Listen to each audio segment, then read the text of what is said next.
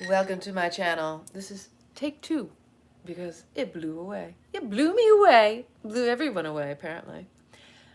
My name is Lana. I'm here to support, uplift, inspire, and empower people by sharing my personal experiences in life, as well as my downloads, channelings, and insights. Because this is my personal experience, I'm showing up where I'm at. Where I left off in the last video was essentially that authenticity and vulnerability are the new sexy. Let's get on the trend and jump on that train because it's a style that'll never go out. When we come back to ourselves, we acknowledge where we've been has gotten us to where we're at. That could be, in your view, good or bad. It may be one of those things where you're beating yourself up and you're going, man, I'm not where I want to be in this life. But at least if you acknowledge where you're at, the awareness of where you're at is what gives you the key to changing that, to course correcting, changing the trajectory of the path you are traversing. I like words. And if you show up in your vulnerable authenticity, you align with your integrity, you don't like try to put on a mask and try to play a role, step into a character, you are your true authentic self. What you do is give others permission to do the same thing too. And when I was reflecting back on one of my old videos, I was acknowledging that, wow, you know, in this last video from 2016, I was talking about how the irony about mental health is that there's this whole ironic psychology of virtue signaling. Oh, we have a mental health epidemic. We have, you know, mental health awareness times and, you know, oh, it's Mental Health Awareness Month and all this bullshit. Let's like call this virtue signaling out because it's all on the surface self-righteous. I'm thinking of others because, you know, they have mental health issues like you don't have your own. We all do. Come on, own that. And it won't own you. And when you look around in the world, it's like people are aware of it, but then they gaslight and use it against those who actually step into that power. Like, you know, I've got some things going on. I have some unstable mental issues at the moment. Like, it's not a life sentence because we're always evolving and changing and growing. We're not like going to be the same person from day to day. I'd like to think we all are improving upon the previous day, and sometimes we fall back, but that's where awareness is about being present to the moment, like really seeing where are you at. Because where you're at attracts and magnetizes your experiences to you. And what I was talking about in the video that I did in 2016, let me read this to you because you can go back and watch the video. I will post it on here, a little link to it. I'll even put it in the comments. But I was kind of reading over it going, wow, this was some juicy stuff. And this was August 14th of 2016. And my title was Vulnerability, Tolerance, and Compassion. Because we're typically not that compassionate toward those who are vulnerable because, as I spoke about in the last video, we see it as a weakness. Oh, you're being vulnerable. Isn't that sweet? Oh, you poor thing. Like, it's condescending. It's very judgy. As opposed to like, wow, that's some power. That's some courage.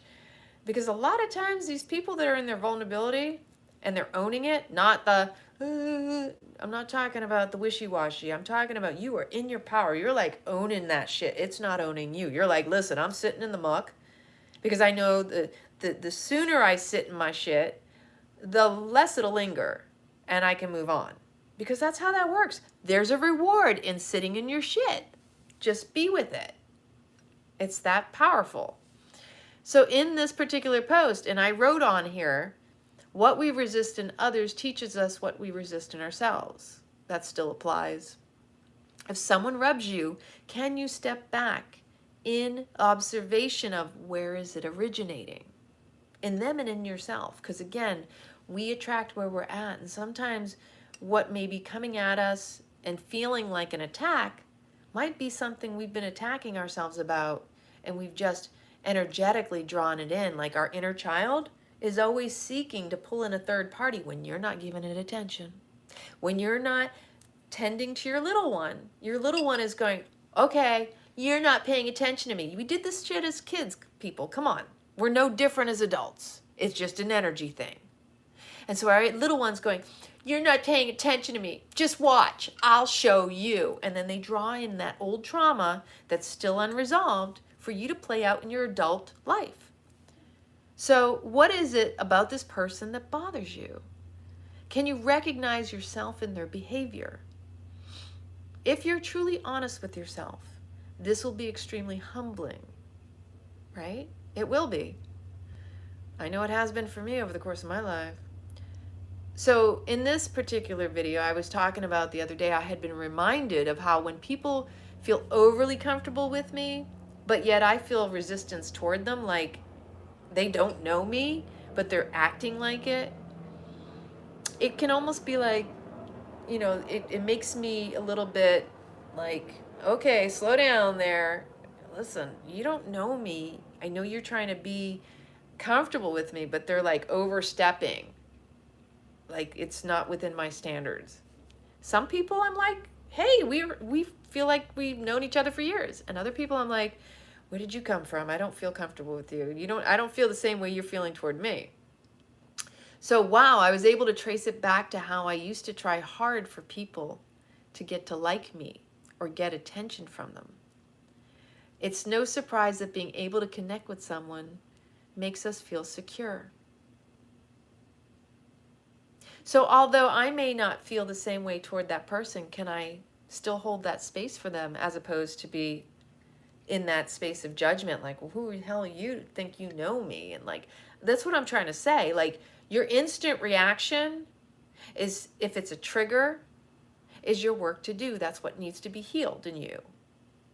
And so when you recognize, wow, this person feels safe and secure, that's a second step. Like, that's really taking it to another level of, instead of judging and pointing a finger at them, you're taking it back to you and going, this is very humbling, but it's also an honor. It's a compliment that someone feels safe in your presence.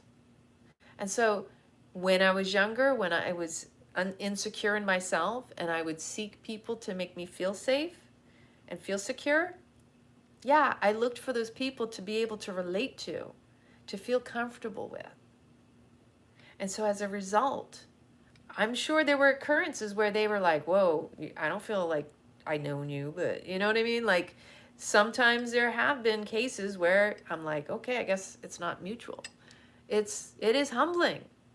But if you yourself may not feel mutual toward another, can you still hold that sacredness for them to still remain neutral and allow them to feel safe with you? Because if they're revealing themselves to you, they're showing and sharing their vulnerability. Are you going to deny that opportunity for them to exercise their courage muscle? That would sting if someone shut you down in a moment of vulnerability, because it takes a lot of courage to step into authenticity, to allow people to see you, to see your vulnerability. That's courage. Le cœur, that's being seen, the heart. That's opening up and allowing light in. Can you be neutral with those who do allow you to see that in them? And can you also be vulnerable to allow others to see you? This is a huge theme right now in the world, that it's lightens you up literally as your inner child gets excited about play and just being curious and courageous and adventurous and new experiences, because that takes vulnerability and courage. That's your authentic child self. That is your soul purpose. Like, our child, our inner child, going back to your childhood, came in pure. That means it was your soul self. It is your soul self. You allowing yourself to reconnect to that is a resolution, not a resolution. It's you evolving and returning to your soul essence, your purity, your truth. That's your authenticity. And the spine is also your foundation. And what isn't aligned in the mind will misalign in the spine. It works hand in hand, the mind, body, spirit, soul connection. This is like my passion, people. My gift is body language, body alignment. It is embodiment, because everything is meant to be felt. That's why we're here in this human existence. Your body is your temple. It houses your soul. If you are not present, how can you experience it all? We're here to be whole, not fragmented, not choosing, cherry picking what feels right. So let me continue.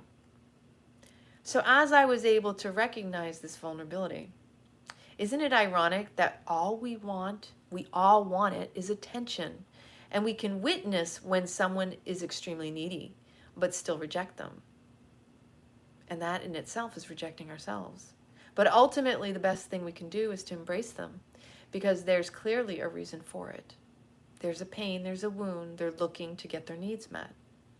And maybe in that moment, you provide the medicine, the salve to their wound. For every person that shows compassion, humility, who is able to allow and hold the space for another person's vulnerability, do you know that that heals the collective on a whole? That you just saying, wow, I see you, I feel you, I hear you, you're safe with me. Whether it's audible or internal, your presence is a gift. The fact that someone feels safe enough to be vulnerable in your presence is a gift. It's a compliment. And you are providing this dynamic, this true unfolding of healing. Like that is, we are each other's medicine. We're not just humans. We are the drops in the ocean. We are all God's source. And that when we see one another, we reconnect, we remember.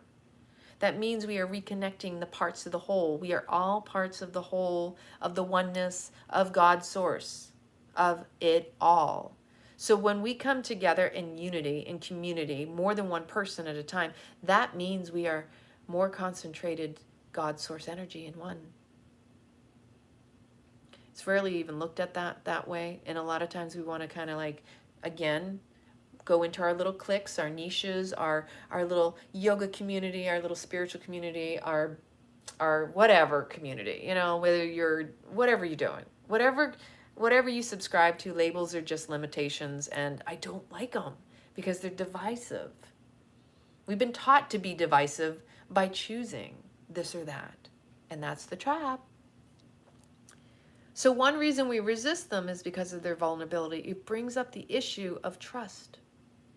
Starts with self. They don't appear stable to us, so we feel they're not trustworthy. But that's actually something that comes up from within, not outside. What we see is through the eyes that we believe within. We see the other as us, even if we don't technically think of it that way. So if you are coming from pain, you're going to see pain. You're going to, again, the empath will say, oh, I feel your pain. But really, a lot of times, it's the unhealed empath that doesn't know how to discern between its own pain and the other person's pain. So they assume. And it's very self-righteous or virtue signaling to say, oh, I feel your pain. Well, do you feel their pain, or is their pain rubbing and reigniting the wound within them? Can you see it neutrally and see the person and know that you have experienced pain very much like it, but it is not your pain? On the other hand, if I go back to the realization that we are all of God's source energy, see, God doesn't have pain. God feels and experiences it all neutrally. It's us humans that label it as pain, as pleasure, as joy, as excitement. Like, we humans are the ones who created duality. We came in here pure and neutral. And then we created all this suffering by labeling it, dividing things. Man, woman, yin, yang, masculine, feminine, true, false, zeros, ones, good, bad, ugly, pretty. It's all divisive. So we sense an insecurity in them because it rubs our insecurity. We can only know these things from our own experiences. So once again, when we're having these vulnerable moments, witnessing a vulnerability and experiencing and sharing one, being seen, we're always coming from a place of experience. And if we're judging, it's because we're comparing our experience to another. What we see is our vulnerable self mirrored back at us. So I can actually look back and I can remember how much I would try so hard in interactions with other people to feel included. By trying so hard to appease, to please, find things to say or anything I thought would draw them closer to me. At the same time, I can also look back and remember the feeling of being rejected. Because I've had that feeling, I work harder to not inflict that pain, that feeling on another. That's how I live my life, is from that golden rule, do unto others as you would want done unto you. Now, I can't know everybody's wanting done too, but I can do the best I can do from where I've experienced life. That's what life is meant to teach us. Lessons to be applied and integrated. So it turns into our wisdom. And we acknowledge and we recognize. We don't try to dismiss or act like it doesn't exist. So I can see how hard I was trying so hard, it actually would repel people. But that was me recognizing how by another trying so hard, I instinctively wanted to repel because I didn't like that aspect of myself. And I was experiencing, witnessing someone else doing what I would do too. Again, when we judge, we got 3 fingers pointing back. It's been in our past, it's been in our present, it could be in our future. But we wouldn't spot it unless we got it and we've experienced ourselves. So that, again, that's why judgment is always based on our comparison to another. Because we've been there.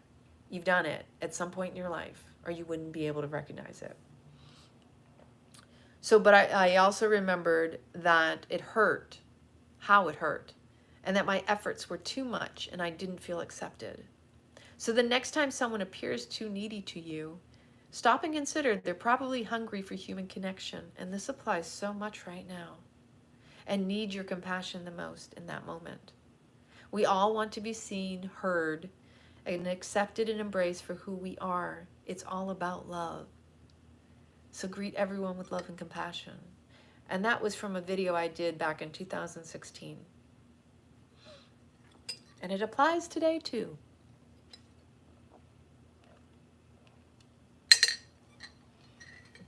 Now, we're in really crazy times, okay? Like I was saying earlier, we're all being squeezed to really keep and hold on to where the real glue is. What is dropping off? What is purging out of your life? Do you recognize where you want to throw a temper tantrum? Are you allowing yourself to grieve the loss of whatever is falling out of your life? Major life change, minor life change, mini deaths. Life is constantly evolving. We go through cycles, changes like death. And so we need to honor the grieving cycle. And we go through various stages of emotions. They wash over us. You know, we fall to the depths, we rise. But how present are you really? Or are you trying to rush ahead? You're trying to, oh, I just got to keep moving and run from it. Are you a runner? I used to be a runner. I know this very well. Not just physically, I was a runner. But I was a runner from things I didn't want to deal with. Confrontations, relationships. I was a really good long-distance relationship person, by the way. But that was where I was at in that point in my life. And I'm okay with that. I own that. So much about vulnerability. I mean, it really truly is at the core of who we are. Our soul wants us to experience richly, fully. You have to open that heart. Courage comes from the word le cœur, French, the Latin for heart. In order to let the light in, you gotta open it. Sometimes you gotta let it break a little bit too. There's a blessing in it all because it's meant for you. Vulnerability, let that be your shield. Like, own it all, be authentic and align with your truth. When you own it all, your dark, your light, it's not going to own you. It's not going to take you out. It's not going to catch you off guard. And remember, like, if you're putting on a mask, you're trying to do the whole character thing, you know, you're playing an actor, trying to appease people, that's exhausting. When you're in your child and you're playing and living life and going with the flow, yeah, we got to do some adult stuff here and there, but you still do it with play. It's a lot lighter. It's a lot more freeing. It's that liberation of your being, because we're creators of our experiences. What you anticipate, you create. What you resist, it persists. When you reject something, it comes back stronger. Vulnerability is where it's at, people. Like, especially right now, where people are flipping out, flying off the handle, freaking out, throwing their temper tantrums. I mean, come on. Everybody needs a little bit more compassion. Not saying it's always going to be easy, because then you also have to do the dance of, like, stepping over people's limitations and boundaries and whether or not they have standards, etc., etc. Because, again, I'm going to go back to what I was saying before about this fakeness. When fake people are showing up to you, you got to actually be humble enough to look within and go, where am I being fake? Am I being authentic? If you want real quality people in your life, you have to show up. You have to lead by example.